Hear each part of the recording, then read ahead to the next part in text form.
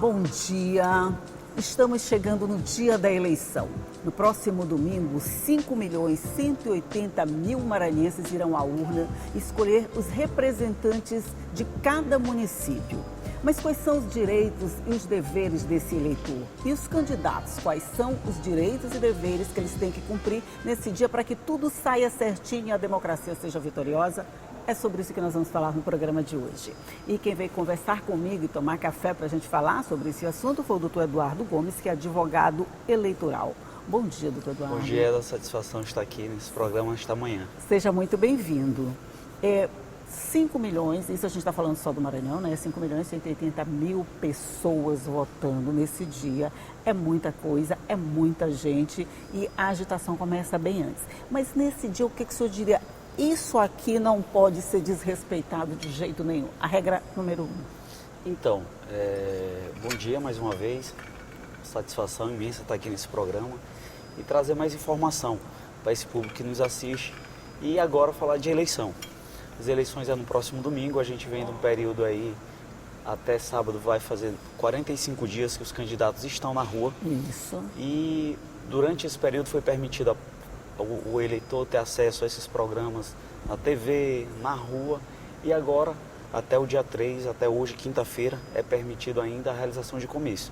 A propaganda, o pedido de voto pode até no sábado, na véspera da eleição. E o eleitor... A propaganda vai até sábado. O pedido de voto. O pedido de voto. As caminhadas, passeadas, inclusive as postais, pode até sábado.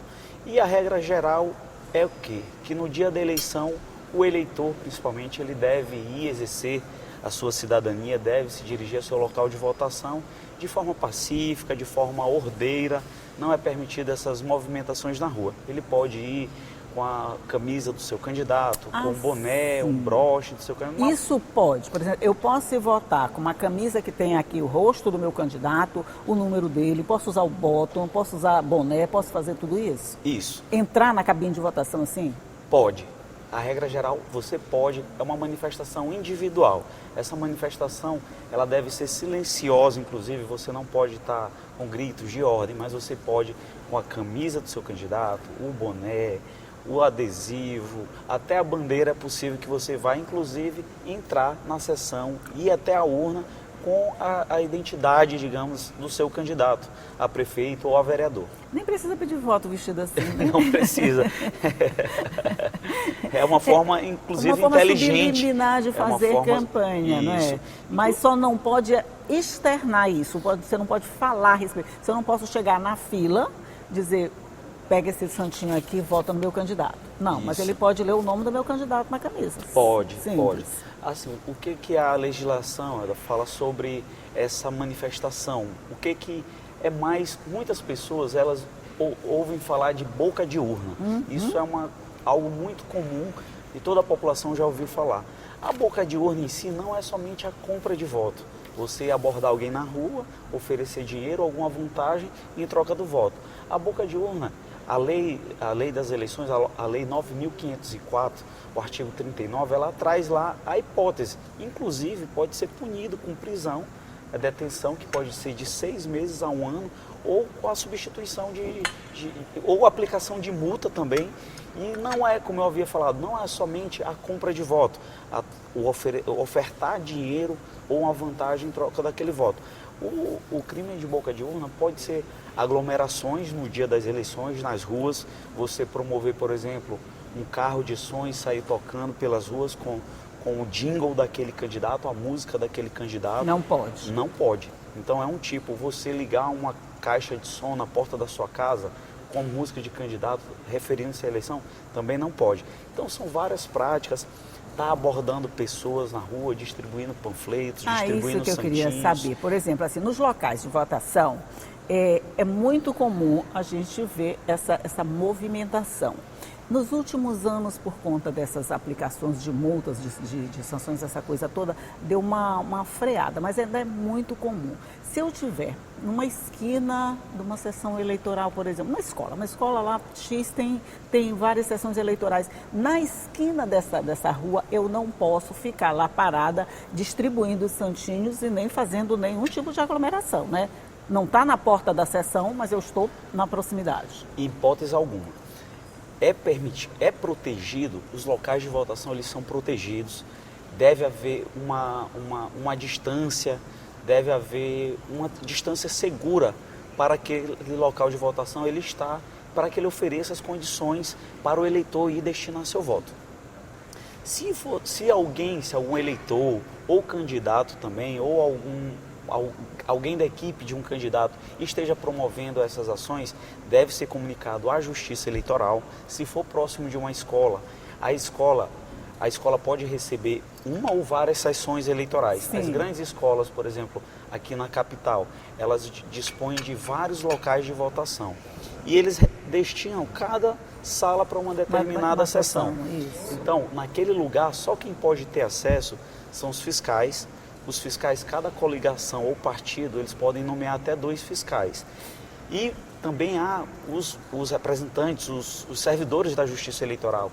Tem os coordenadores de prédio. Então, se você perceber em alguma esquina uma distribuição de material de campanha, é muito comum também, quando amanhece o dia, o derramamento de santinhos. Santinho, né? Além de ser uma poluição ambiental, né? Além de ser uma proibido prática... por várias... É proibido por várias vertentes, né? Por várias vertentes. É poluição ambiental, é crime eleitoral, tem muita coisa envolvida nisso, exatamente. né? Quem for pego em um ato desse, ele vai responder criminalmente pela poluição ambiental, vai responder também pelos crimes de boca de urna previsto lá na lei das eleições. Então, são várias vertentes que vai ter sanções. Então, mas se você observar, o eleitor pode denunciar isso também, ele pode denunciar, se ele observar alguém promovendo, distribuindo material de campanha no dia da eleição, ele pode se remeter a um desses coordenadores de prédio, a algum presidente de alguma seção, a algum membro de outro partido. Para quê? Para que faça uma denúncia para a Justiça Eleitoral.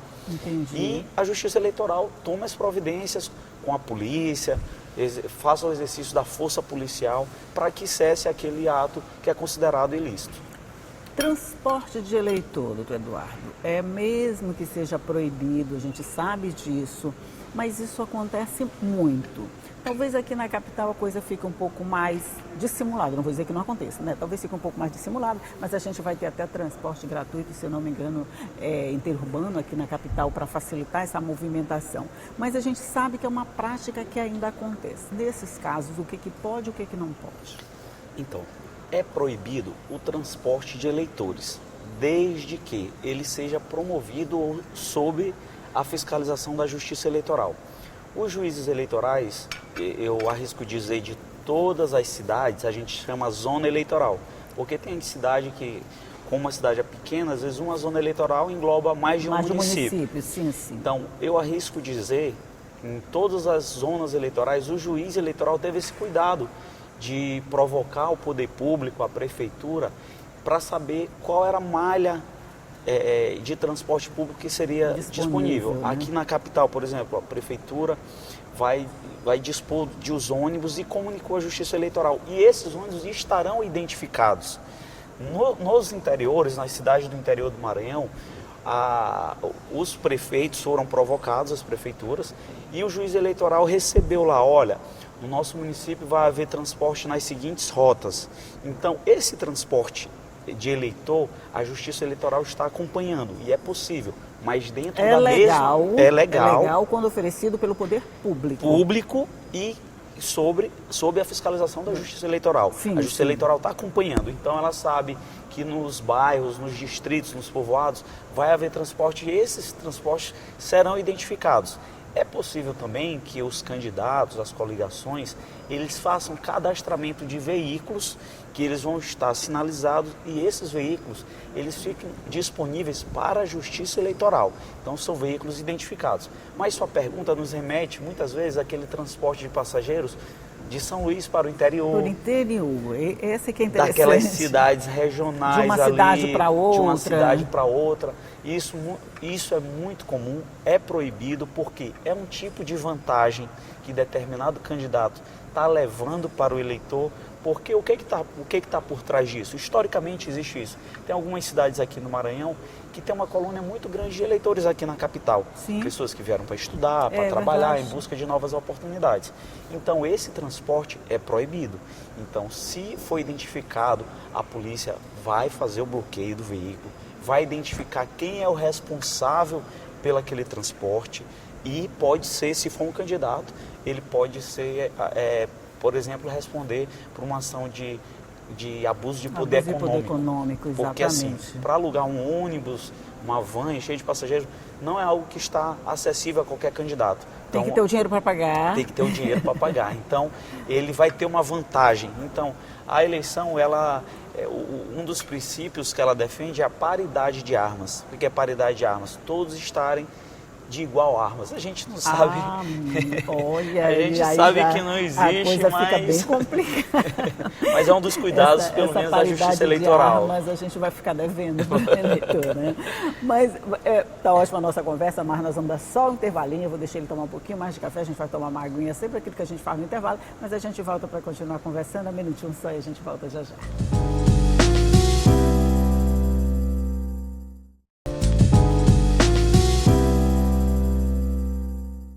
Já estamos de volta conversando aqui sobre eleições, sobre o que pode, o que não pode, o que eleitor pode fazer, o que eleitor não pode fazer, os candidatos, quais são as regras, tudo para você ficar bem informado. E eu estou conversando aqui com o doutor Eduardo Gomes, que é advogado eleitoral. A gente já falou muito sobre fake news durante a eleição. Eu vou deixar aquela paridade lá de armas para o final, que esse é meio complicado. Mas vamos pegar aqui a questão das fake news. Uma coisa que foi combatida durante toda a campanha, durante todo esse processo eleitoral por todos os órgãos, mas é uma coisa que a gente não pode deixar de ver que acontece. No dia da eleição, ainda é possível o uso de fake news para confundir o eleitor, porque aquela hora eu acho que é a hora H, né? A hora X, de você estar saindo para votar. Uma informação errada pode fazer toda a diferença na sua mudança de pensamento. Mas como que a gente pode combater esse tipo de coisa, doutor? Olha, Elda, as fake news é algo que historicamente ela está muito presente no processo eleitoral. Isso há séculos a gente já teve alguns casos de fake news registrado. E o que agravou ainda mais as fake news foi também o uso da inteligência artificial. Isso. O uso da inteligência artificial foi um debate muito amplo que o Tribunal Superior Eleitoral travou.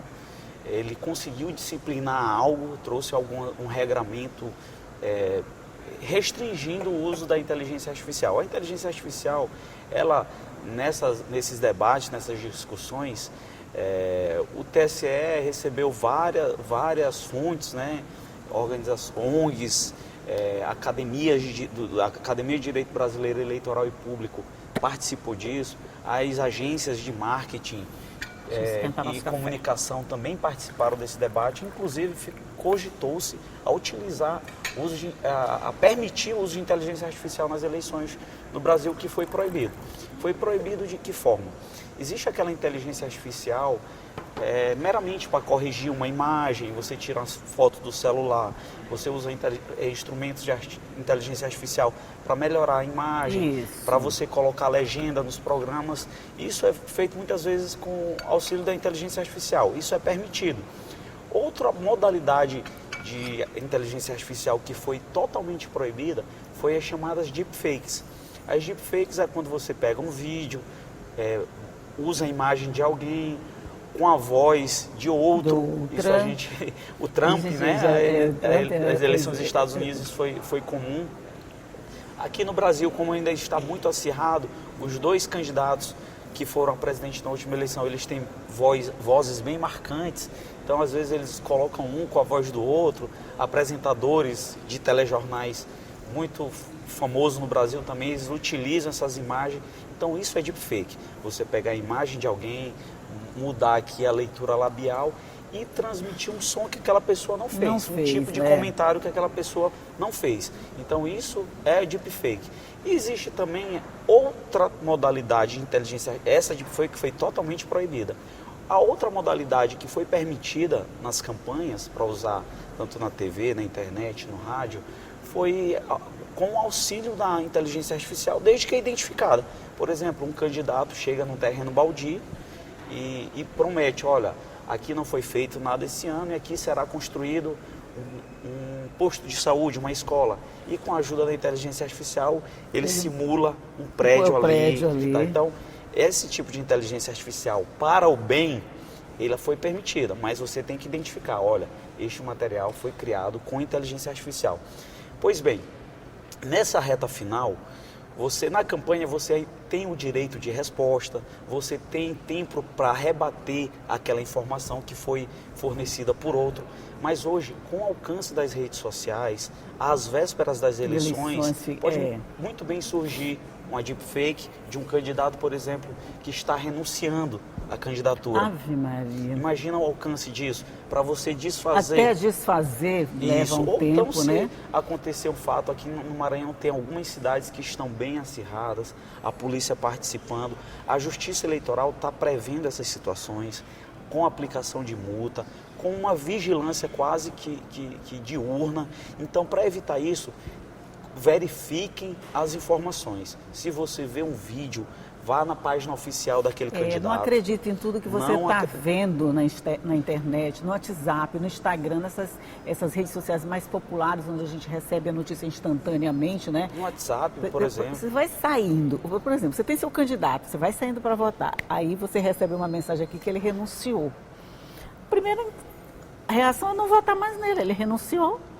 Até você tem que checar, gente, checar a informação. É o que a gente faz todos os dias aqui, checar a informação para passar a informação correta para você. Mas essa responsabilidade também é do eleitor, de cada um, né? Quer dizer, não se deixar ser enganado tão facilmente, mais ou menos por aí, né? E isso pode ser denunciado, mesmo depois da eleição, ela pode ter consequências, né? Pode ter consequência e isso, os candidatos, eles também devem ter um cuidado redobrado para suas equipes de marketing, visualizando, está acompanhando, pode ser disseminada uma notícia que, embora pareça positiva para mim, mas pode ser promovida por um candidato adversário. Então é importante não só o eleitor, agora todos os candidatos, todas as pessoas envolvidas no processo eleitoral, e a gente tem feito isso acompanhando, a gente como advogado, como atuando nas eleições, a gente tem feito muito essas recomendações e acompanhado de perto junto com a Justiça Eleitoral.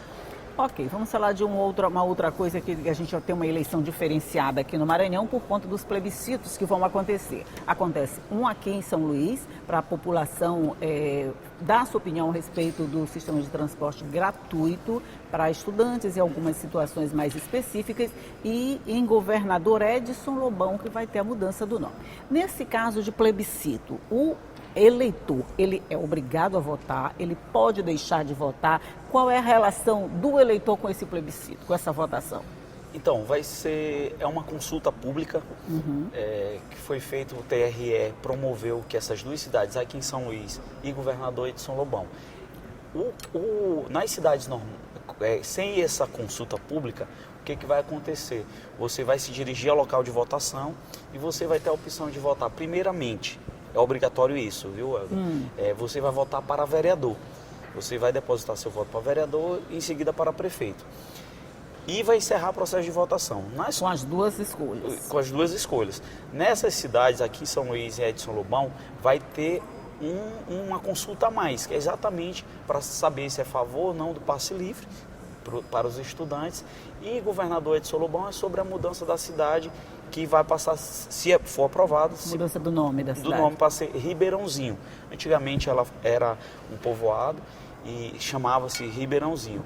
E com a emancipação política veio receber o nome do Governador Edson Lobão. E agora vai voltar ao nome de Ribeirãozinho. Então essas pessoas, elas não podem, para isso eu não vou votar. Elas vão ter que votar ou sim ou não. Aí o eleitor deve consultar em sua cidade qual é o número que vai ser para uma das opções, sim ou não.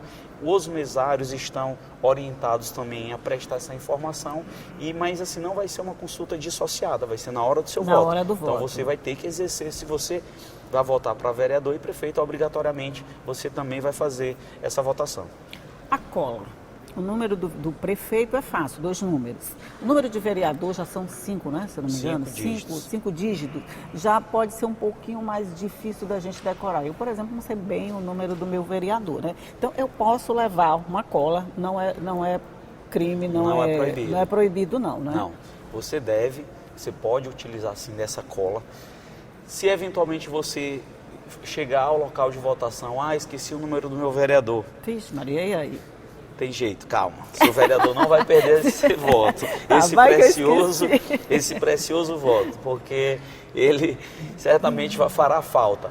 Todos os locais de votação, eles possuem, tanto na entrada da sala, da sessão, quanto na mesa receptora, a listagem dos candidatos. Então, você pode conferir, só que... antes de entrar na cabine de entrar, votação... você pode conferir lá fora ou lá na mesa receptora.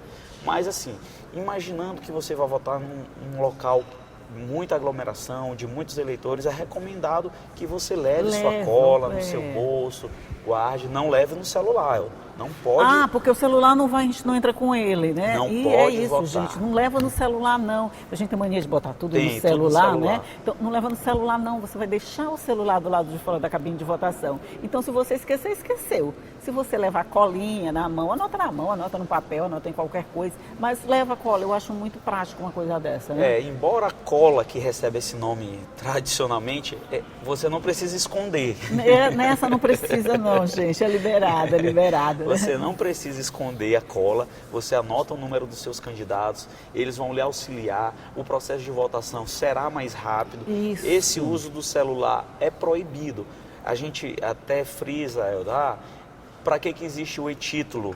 Você pode votar com o e-título, além dos documentos com fotos, mas o e-título, o aplicativo da Justiça Eleitoral o aplicativo que você baixa no celular, é permitido que você apresente para ser identificado. Mas você vai usar o celular para ser identificado, esse celular vai ficar na mesa receptora e você não pode adentrar o local de votação com o celular. E importante, nas últimas eleições, nas 3, 4 últimas eleições, é muito comum a gente ver vídeos espalhados na internet, pessoas divulgando seu voto. Tenha cuidado.